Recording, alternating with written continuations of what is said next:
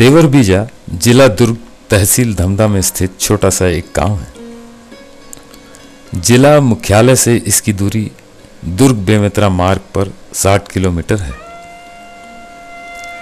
देवरबीजा ग्राम आम नागरिकों के लिए भले ही एक अपरिचित नाम है, किंतु पुरातत्व से जुड़े लोगों के लिए यह नाम निश्चित ही चिरपरिचित है। 13वीं-14वीं शताब्दी में निर्मित लाल पत्थरों का एक प्राचीन देवालय गांव के बाहरी छोर पर एक तालाब के किनारे पर स्थित है। यह देवालय केंद्रीय पुरातत्व विभाग के संरक्षण में है।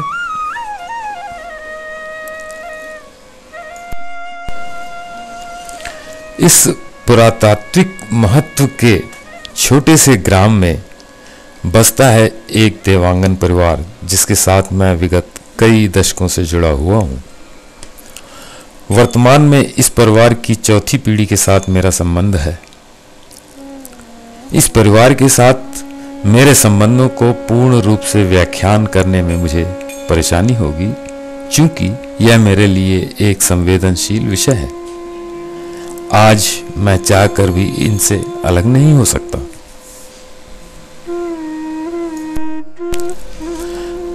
वस्तुतः मैं श्री घनश्याम देवांगन जी, जो इस परिवार के मुखिया हैं, के निवास के प्रांगण में खड़ा एक विशाल पीपल का पेड़ हूं। जहां तक इस परिवार के साथ मेरे संबंधों की बात है, उन्हें केवल अनुभव किया जा सकता है।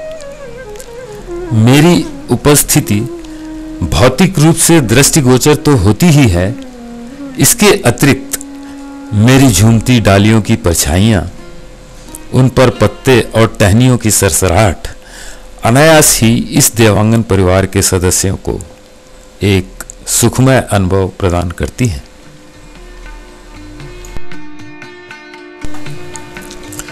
यूं तो मेरी विस्तृत डालियों पर अनेक पक्षियों का बसेरा है, जो मेरे गांव तथा उसके आसपास के बाशिंदे हैं और जिनसे मैं भलीभांति परिचित भी हूं।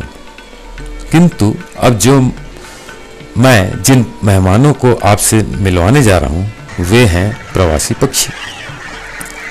छरहरे, ऊंचे, लंबे, पतली टांगों एवं लंबी चोंच वाले ये पक्षी पिछले 5-6 वर्षों से यहाँ आ रहे हैं। ये सारस प्रजाति के पक्षी हैं। इन प्रवासी पक्षियों की विशेषता यह है कि सुदूर ठंडे प्रदेशों जैसे साइबेरियाई पक्षियों के विपरीत काल में इनका आगमन होता है। जब ठंड के मौसम में साइबेरियाई पक्षियों का आगमन होता है, ठीक उसी समय में इन पक्षियों का यहाँ से प्रस्थान होता है। इनका प्रवास लगभग 6 महीने का होता है।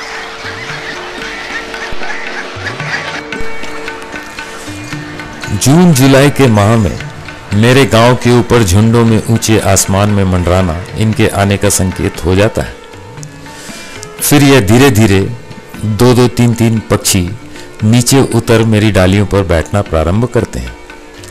सर्वप्रथम तो यह अपना स्थान सुनिश्चित कर लेते हैं। इनकी विशेषता यह है कि हर वर्ष ये अपनी वही पुरानी डाली पर घोंसला बनाते हैं। फिर इनकी सरगर्मी प्रारंभ हो जाती है।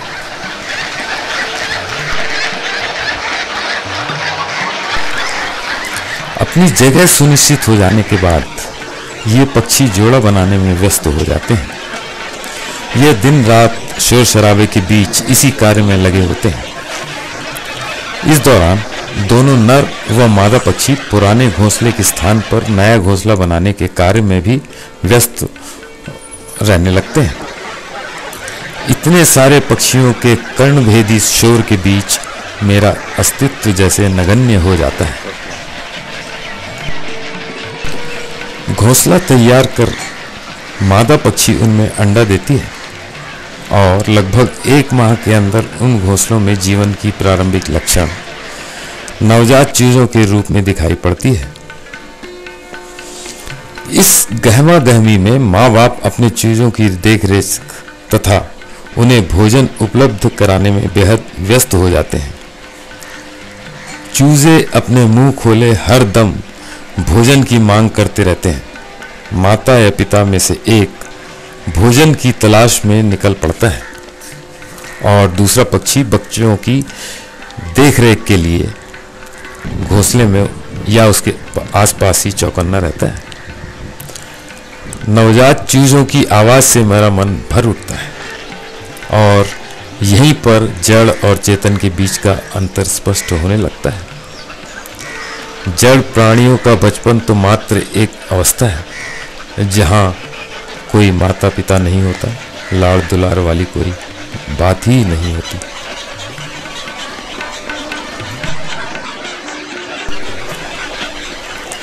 समय के साथ मौसम अपनी विविधता बिखेरता है और इस तरह ये नन्हे चूजे क्रमशः बढ़ते चले जाते हैं।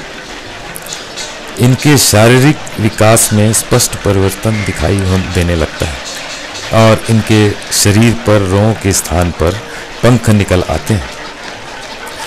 इन दिनों भी वे हर बात पर अपने माँ बाप पर ही निर्भर होते हैं, किंतु स्वभाव से अब कुछ शांत हो जाते हैं। मेरी अनेक डालियों में कितने घोंसले बनते हैं यह बताना मेरे लिए संभव नहीं है। इन पक्षियों की जीवन शैली अत्यंत रोमांचित प्रतीत होती है। मुझे बार बार यह ख्याल आता है कि यह पक्षी सुदूर प्रांत से हर वर्ष यहाँ किस तरह चले आते हैं। यह एक ऐसा विषय है जिस पर न केवल मैं वरन वैज्ञानिक भी इस बात पर आश्चर्य प्रकट करते हैं।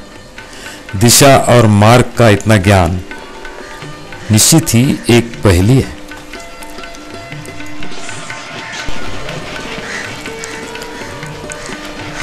यहाँ जो बच्चे आप देख रहे हैं वे लगभग 2 महीने के हो चुके हैं। अभी उन्होंने उड़ना प्रारंभ नहीं किया है, परंतु बहुत शीघ्र ही अपने माता पिता की तरह वे भी दक्ष हो जाएंगे। कुछ आम दृश्य भी देखने को मिल जाते हैं, आपसी ईर्ष्या तथा पारिवारिक एकजुटता। यहाँ पर एक छोटा बच्चा गलती से भटककर इस घोंसले पर आ पहुंचा, पर अपने स्वभाव के अनुरूप एक ही परिवार के सारे बच्चे उसके विरुद्ध जंग छेड़ देते हैं। यहाँ तक कि उनके अभिभावक भी इस कार्य में बच्चों का साथ देते हुए आप यहाँ देख सकते हैं। आखिरकार उस अजनबी को अपने घोंसले से भगाकर ही सबको चैन मिलता है। इस तरह का मानव स्वभाव पक्षियों में भी देखा जाता है। यहाँ पर मैं आपसे यह बता दूं कि ना तो सारे घोंसले, न सारे अंडे और ना ही चूजे पूर्ण रूप से सुरक्षित रह पाते हैं। यहाँ देखने से आपको पता चल जाएगा। मौसम की मार से प्राय कुछ नीड़ उस ऊंचाई से गिरकर नष्ट हो जाते हैं। उनमें रह रहे चूजे भी इस मार से दम तोड़ देते हैं। यह मेरे लिए एक अप्रिय दृश्य होता है। बदलती परिस्थितियां तथा हवा की तेज थपेड़े मेरी डालियों को हिला हिला कर झकझोर देती हैं, जिनके कारण यह हादसे हो जाते हैं। कभी कभी तो मेरी भी पारी आ जाती है, जब तेज आंधी तूफान में मेरी अनेक डालियां छत विच्छित हो मुझसे अलग हो जाती हैं। यह सब मैं बड़े बेमन से देखता और दर्द झेलता हूँ।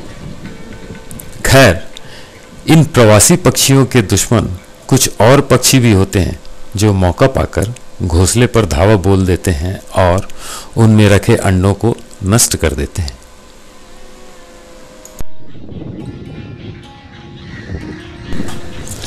जैसे जैसे बच्चे बढ़ने लगते हैं, घोंसले में जगह की तंगी महसूस होने लगती है, जैसा कि आप इधर देख रहे हैं। घोंसले को कुछ नुकसान भी झेलना पड़ता है, जिसके कारण उसकी रखरखाव एवं मरम्मत का कार्य भी समय समय पर जरूरी हो जाता है।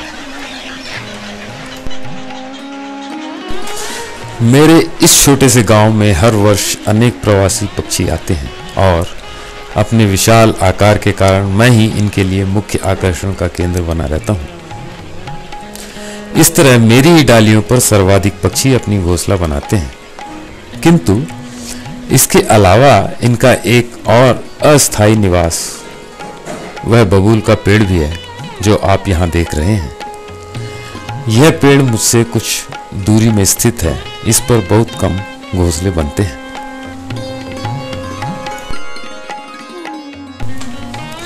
इन पक्षियों को ऊंचे आसमान में चक्कर काटना बहुत भाता है। शायद यह इनकी दिनचर्या का अंग है, अथवा उस ऊंचाई से यह पक्षी किसी चीज का मुआयना करते हैं। ठीक से कहना तो मुश्किल है, पर यह प्रक्रिया बारी बारी से एवं निरंतर चलती रहती है। ये पक्षी एक झुंड में कुछ समय के लिए अलग हो जाते हैं और उड़ते उड़ते आसमान में काफ़ी ऊंचाई पर पहुंच जाते हैं, जहाँ की गर्म हवाओं में इन्हें उड़ने में मदद मिलती है। कितना स्वच्छंद जीवन है इनका। नीचे दूर दूर तक फैली हरियाली और ऊपर नीला गगन। हम जड़ और चेतन प्राणियों में भला कितना अंतर है। मैं अपनी स्थिति से कुछ तो क्या 1 इंच भी इधर उधर नहीं हिल सकता। न पंख हैं न पैर।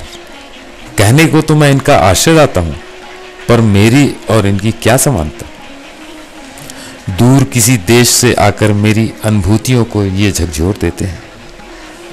मेरे जीवन का भला कोई अर्थ है।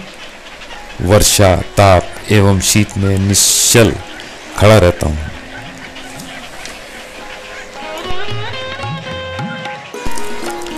अब क्रमशः बढ़ते ये बच्चे कुछ ही दिनों में अपने माँ बाप की कदकाठी को पालेंगे और अपने पंखों में संजो लेंगे वह शक्ति, या तो अपने माँ बाप के साथ या फिर अकेले ही एक लंबे सफर को तय करने के लिए।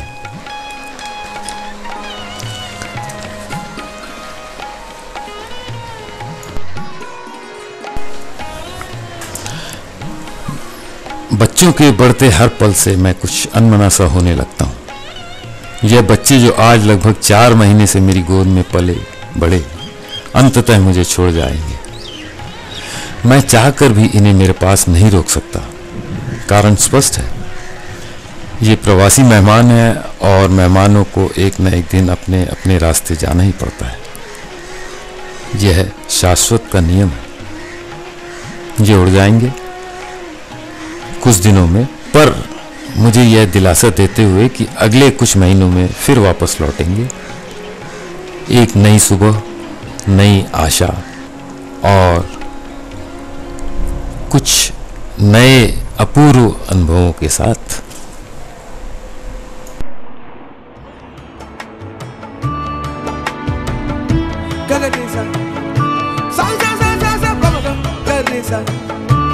Sarga,